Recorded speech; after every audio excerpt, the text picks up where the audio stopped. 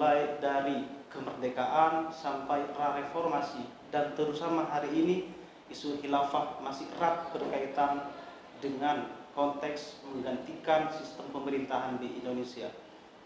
Nah, pada zaman Orde Lama dan Orde Baru dikenal dengan kelompok NII atau Negara Islam di Indonesia yang diprakarsai oleh Kartus Wiryo yang menginginkan Indonesia menjadi negara Islam. Di era reformasi, isu khilafah terus menjadi sesuatu yang lebih masif bergerak. Yang baru-baru ini juga ada isu yang terbaru adalah konvoi khilafah dari kelompok Khilafatul Muslimin yang ada di Jakarta Timur dan ada di Brebes. Nah, pemirsa, sudah hadir di tengah-tengah kita.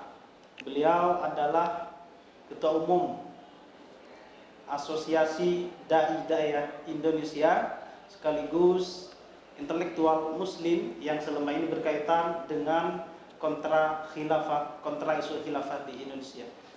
Assalamualaikum Ustaz, selamat siang. Waalaikumsalam warahmatullahi wabarakatuh. Gimana kabarnya Ustaz? Alhamdulillah, baik Mas Khairi. Ustaz, sebagai tokoh yang concern di dalam kajian khilafah dan isu khilafah di Indonesia, bagaimana pandangan Ustaz tentang isu khilafah di Indonesia? Baik, terima kasih Mas Khairi. Ini soal isu khilafah ini isu yang pasang surut ya. Pernah sangat menguat gitu ya. Tapi juga kadang menyurut gitu. Nah, yang kita perlu pahami ini tergantung peran negara. Pokoknya kalau peran negara agak naik, agak tinggi, ini peran kelompok-kelompok yang membawa ideologi-ideologi sempalan istilahnya, ideologi baru atau ideologi transnasional, ya itu menurun. Tapi sebaliknya ketika peran negara melemah atau tidak punya kekuatan, ya entah karena satu dan lain hal, ini kelompok-kelompok ini menguat. Maka kalau kita baca sejarah atau melihat sejarah, tadi Mas Khair menyebut soal ya di awal kemerdekaan misalkan, itu kan peran negara belum dominan ya, masih banyak aktor yang bermain ya karena masih dalam tahap pembentukan negara gitu ya. Nah, kelompok-kelompok ini eksis dan ya mendapat simpati dari masyarakat atau dari sebagian umat Islam gitu ya. Tapi kemudian ketika peran negara menguat ya, Orde Baru misalkan ketika ya kuat sekali mencengkeram ya republik ini dengan berbagai kebijakannya, kelompok-kelompok ini ya underground akhirnya bergerilya dari satu tempat ke tempat yang lain, mungkin juga sampai pergi ke luar negeri gitu ya.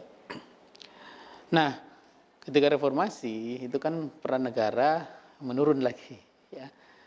Gamang juga negara untuk ya bagaimana mengendalikan, mengelola ya kelompok-kelompok yang ingin mencoba menawarkan ideologi baru ya yang sebetulnya ya itu sudah selesai sebetulnya.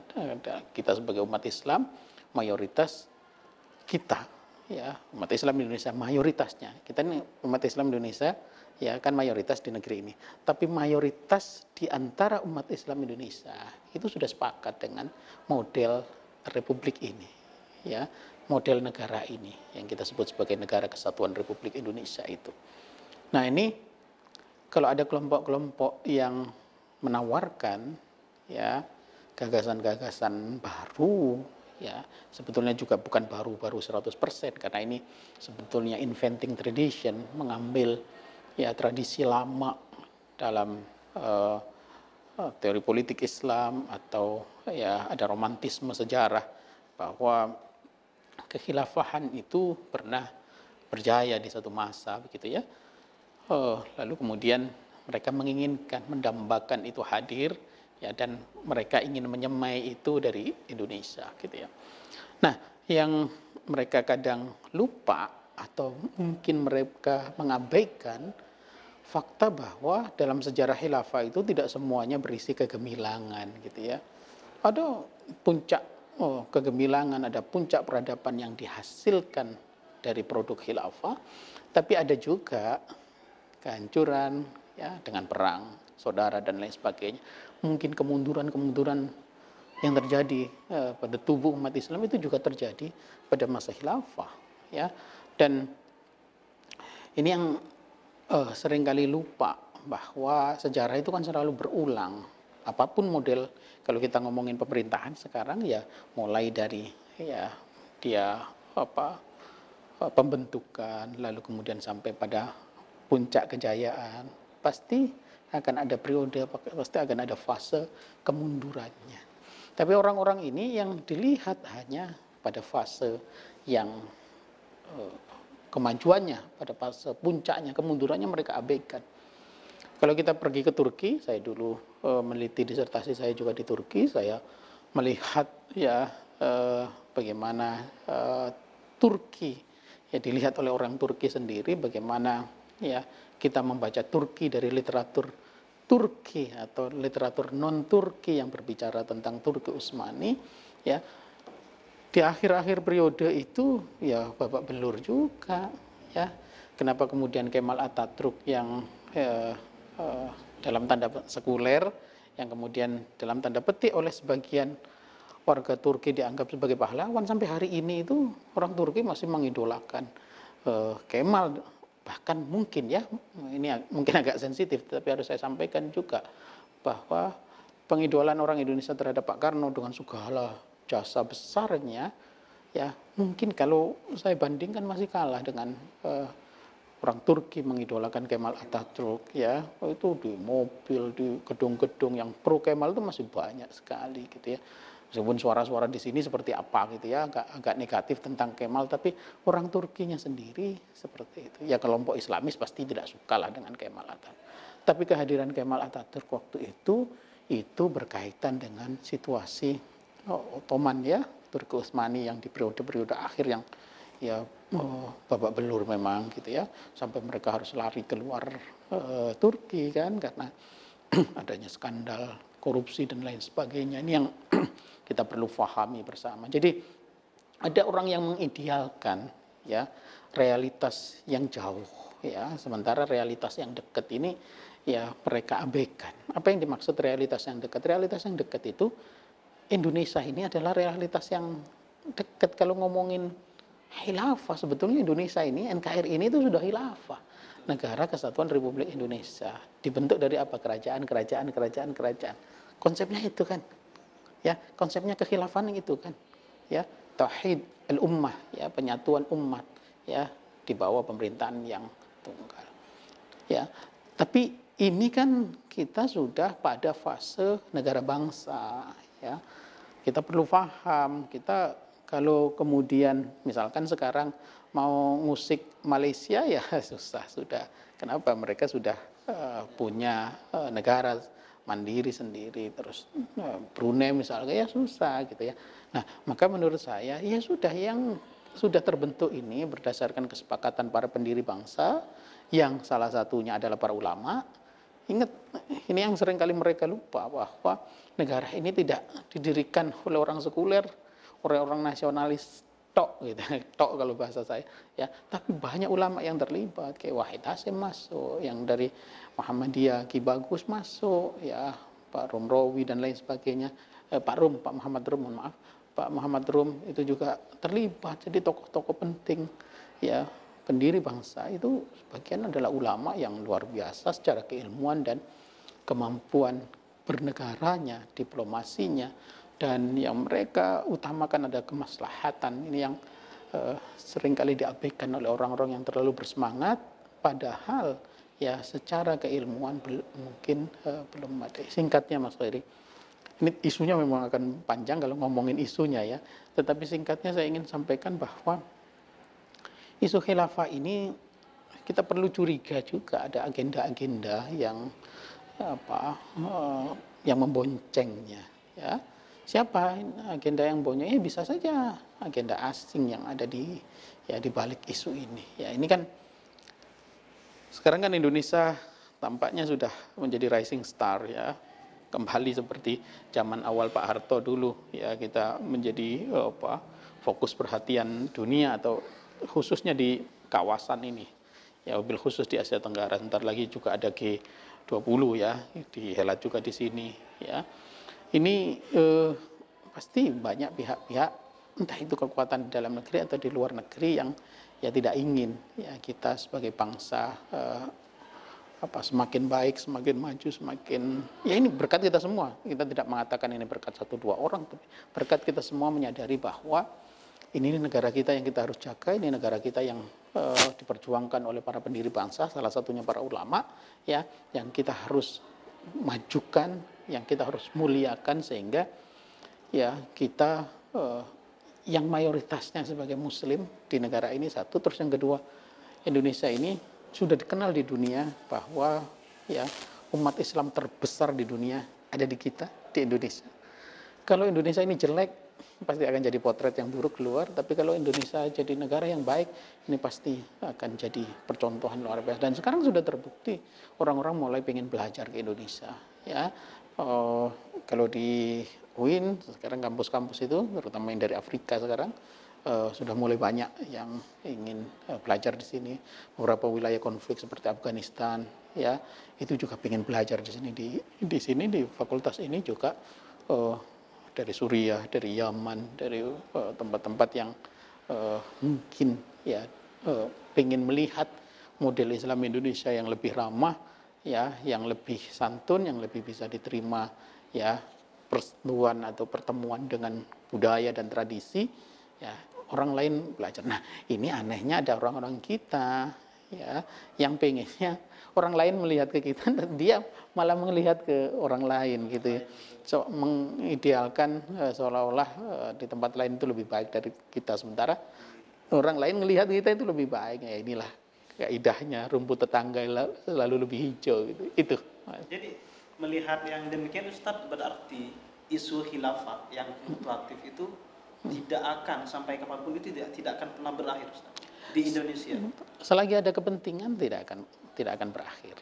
Kalau kita ngomongin ideologinya ya, ini kan orang-orang yang mengidealkan model pemerintahan khilafah itu kan nggak tunggal ya.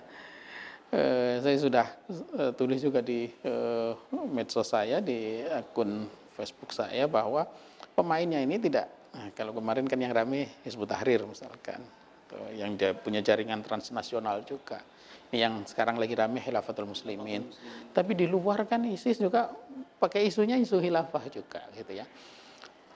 Ini akan terus ya selagi ada ya polarisasi kekuatan, ya ada blok timur, blok barat gitu ya, atau ada tarik menarik kekuatan yang besar yang kemudian masing-masing punya kepentingan dan lain sebagainya, ini akan terus saja dimunculkan ya.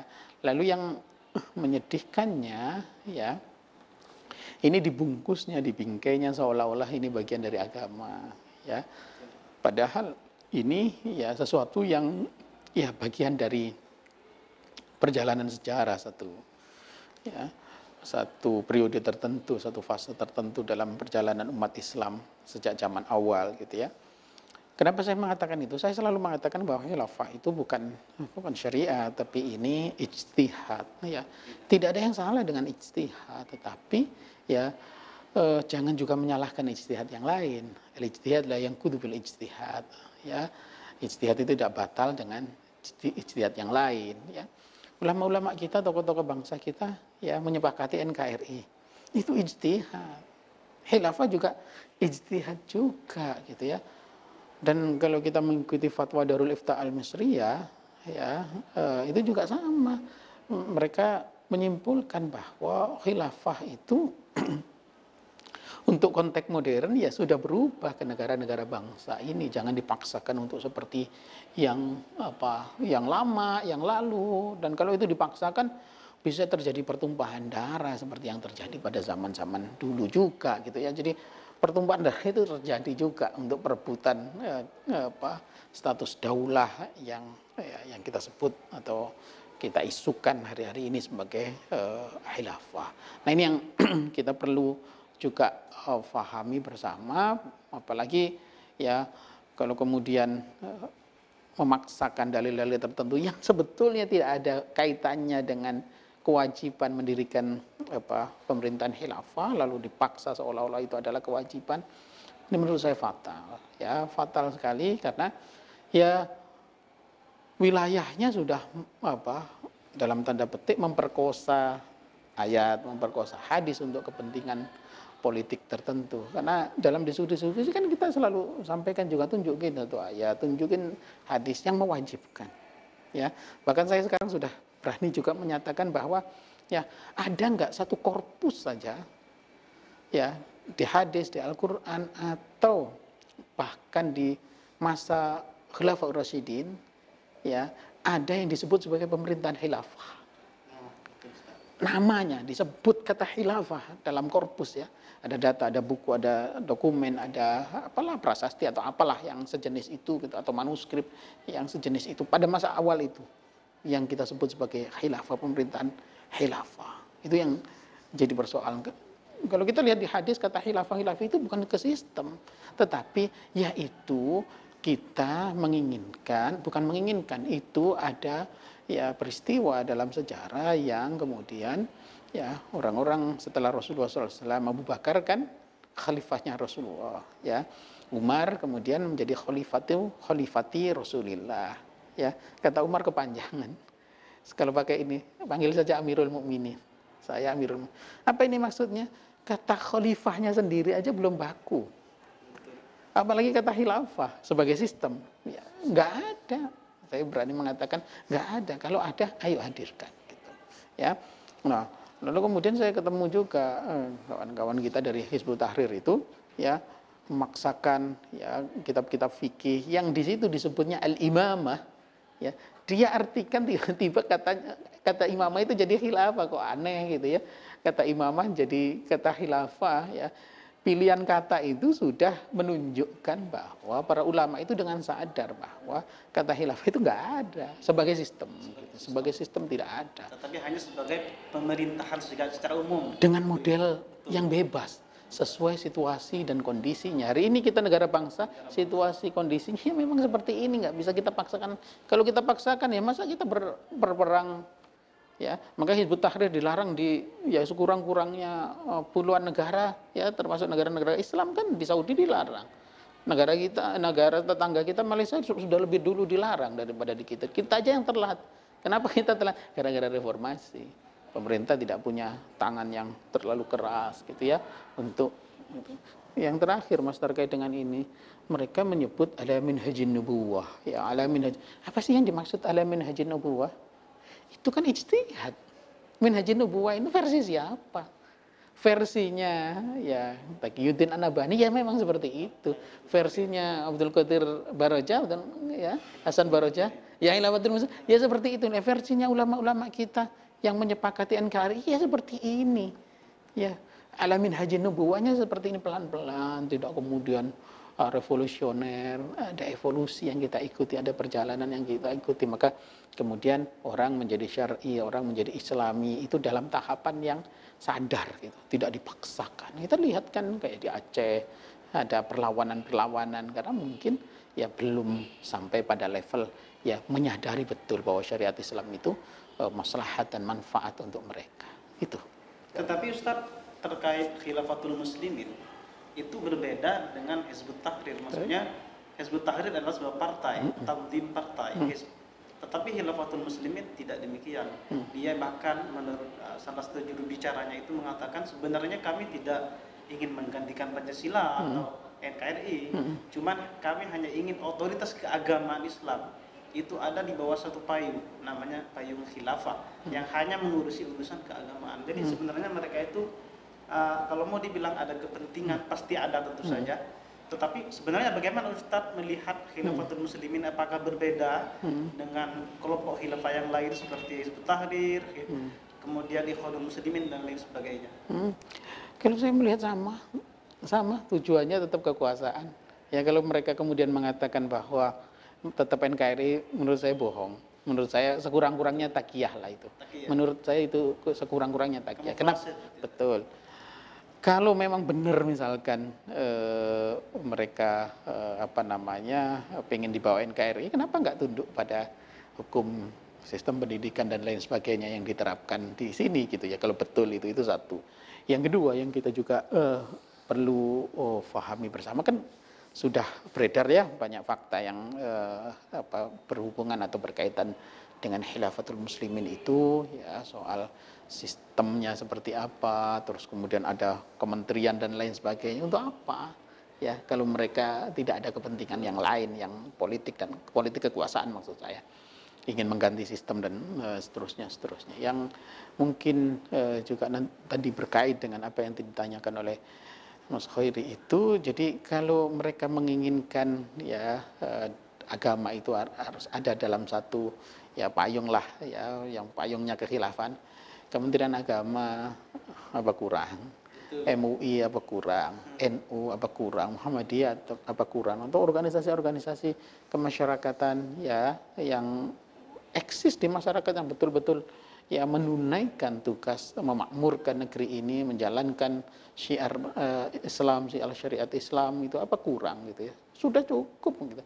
Ini masalahnya mereka ya butuh panggung lah pasti untuk eksistensi kelompok, eksistensi tokoh-tokohnya, dan yang mungkin di ujungnya sebetulnya politik kekuasaan sebetulnya yang diinginkan. Dalam sejarah pasti ada seperti ini nih pasti. Cuma apakah cara yang mereka lakukan ini, pertama kalau dalam sudut pandang kita sebagai orang yang tinggal di satu negara yang modern ya, ada sistem hukum yang kita anut, apakah konstitusional atau tidak, satu. Yang kedua, perdebatan wacananya seperti apa, secara akademik apakah ya mereka punya basis argumen yang kuat untuk mendirikan negara khilafah. Tiga, fakta sosialnya ya, apakah kemudian secara fakta sosial mereka ini didukung atau tidak oleh masyarakat. Ya, kalau kekuatannya hari ini kan konon datanya ya, koreksi kalau saya salah, ada 17 ribuan anggota ya. Lalu kemudian 17 ribuan anggota ini ya dibina selama 20-an tahun ya. Artinya lambat sebetulnya itu untuk membangun sistem, meskipun tidak boleh diremehkan juga, tetapi masih jauh untuk membuat satu sistem, apalagi mengganti sistem ya. Itu artinya yang simpatik dengan gerakan kelompok ini itu terbatas. Saya yang sedih sebetulnya ketika data-datanya dikemukakan di konferensi pers kemarin itu ya, profil simpatisannya itu atau anggotanya itu ya beragam kan, ada profesional seperti dokter, ada pegawai macam-macam ya, pegawai swasta. Yang menyedihkan adalah ada ASN. Betul. Ya, ini sesuatu yang menurut saya juga menjadi perhatian pemerintah juga. Kasusnya sama dengan Hizbut Tahrir gitu ya. Hizbut Tahrir Indonesia HTI itu juga sama, sebagian bahkan pentolannya itu ASN, yaitu menyedihkan. Dan saya punya daftar juga ASN meskipun belum lengkap ya. Dulu pernah meminta kawan-kawan yang concern terhadap isu ini untuk menghimpun data orang-orang yang ASN ya, yang terlibat atau yang aktif memasarkan ideologi khilafah. Bahkan ada salah satu profesor ya, yang di instansi tertentu, di bawah kementerian tertentu ya, di Facebooknya itu rajin sekali ngomongin soal khilafah gitu ya, padahal dia ASN. Kita sudah tahu yang bersangkutan ASN. Ada beberapa yang lain juga, profesor di kampus juga yang seperti itu juga. Ini juga menurut saya ini menyedihkan juga, karena agak terlambat kadang pemerintah menjangkau kelompok-kelompok ini. Nanti ketika besar gelagapan. Kasus Khilafatul Muslimin ini sebetulnya sudah saya singgung lama waktu kasus HTI Merepak. Ini ada satu lagi loh yang ngomongin khilafah, tapi luput dari perhatian orang karena masih dianggap kecil. Tapi saya waktu itu sudah pelajari websitenya dan lain sebagainya. Oh, kekuatannya seperti ini ya, tapi modelnya masih dalam tanda petik belum terstruktur rapi seperti Hizbut Tahrir ya, jaringannya kuat gitu ya. Tapi kalau Khilafatul Muslimin ya masih kampung tuh kampung lah kalau membahasakannya ya, dengan model konvoi yang kemarin kita lihat juga kan kita jadi paham juga bahwa oh itu ya modelnya seperti itu gitu ya, masih biasa lah gitu ya, tidak seperti Hizbut Tahrir yang masif terus kemudian terstruktur yang, tapi yang begitu karena mereka tidak bisa menghadirkan wacana akademik yang menarik ya dalam mempropagandakan dan menjual ya, kekhilafahan sebagai sesuatu yang mereka tawarkan sebagai solusi gitu ya, makanya mereka seringkali simplistik terhadap semua persoalan gitu ya. Dulu di sini di Ciputat itu ada waktu jalan layang dibangun itu ya, ada spanduk tulisannya gini, Ciputat macet solusinya adalah khilafah. Nah itu kan simplistik gitu ya, karena tidak memahami konsep ya apapun khilafah ya, kayak minum teh akhirnya kan makanannya apa minumnya tetap itu gitu ya. Nah ini yang kita perlu paham juga, dan yang dijual sama Khilafatul Muslimin kemarin di poster-posternya saya lihat nggak jauh-jauh beda. Jangan-jangan aktornya sebetulnya aktor lapangannya ya orang-orang itu aja gitu, cuma betul, cuma seragamnya berganti ya, terus topinya berganti, spanduknya hanya itu, tetapi orangnya yang punya keinginan ke situ ya tetap sama, dan ya jumlahnya segitu-segitu aja gitu.